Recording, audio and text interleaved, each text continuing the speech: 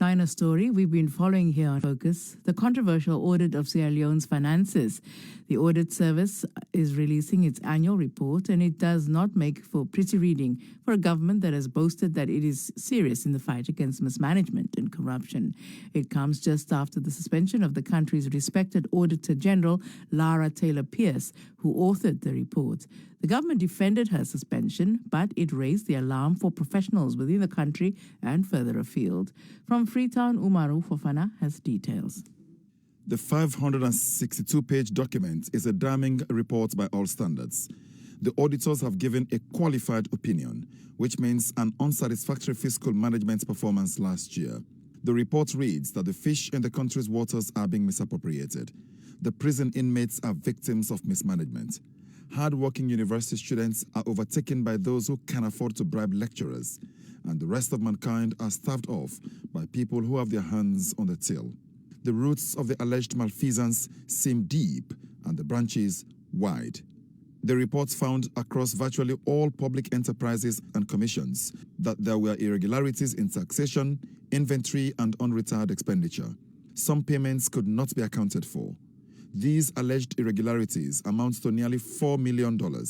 Additionally, cash losses also account for more than $11 million, enough to finance the procurement of free healthcare drugs and other essential medical supplies for the entire country, as well as cover half of the budget to feed children in schools next year. Crucially, it takes a deep dive into the office of the president, especially on overseas travels involving the first family. Impressed for various travels, the audit says, was not properly retired. It calls for the monies to be paid back to the state, not least because the retirement receipts were marred by what the report calls discrepancies, inaccuracies, and inconsistencies. So what does the government say in reaction to the overall audit report? Mohammed Rahman Suare is a government spokesman. We just received the audit report yesterday. We are studying it. And as a government which has a strong foundation of transparency and accountability, we will act on all legitimate recommendations. What this report shows is clearly, it undermines that track record which you are emphasizing on. This report is very sensational. I have seen amounts allegedly not accounted for, which are now being mistaken for amounts that have been embezzled. At the time the auditors visited, some of the documents held by some vote controllers were not available at the time. Nobody is a criminal yet. The audit is a process. People still have time to establish their reputation, to clear their names, and to establish the facts as they are. It doesn't put the presidency in a good light in terms of giving account for fiscal goings-on there.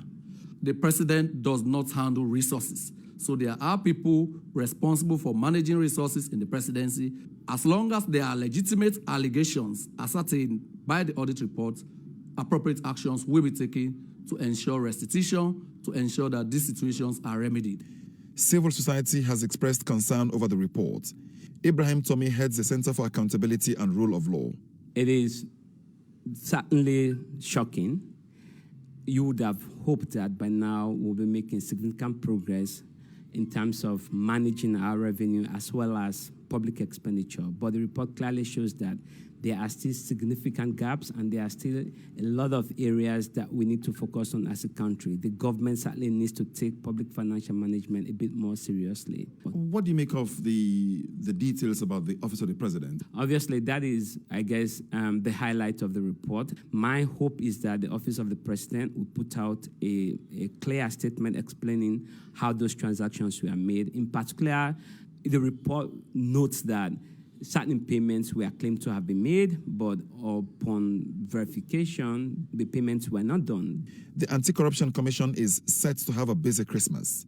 In a press release, it says it has started immediate examination of the report, assuring that it will work speedily by addressing the issues without favor.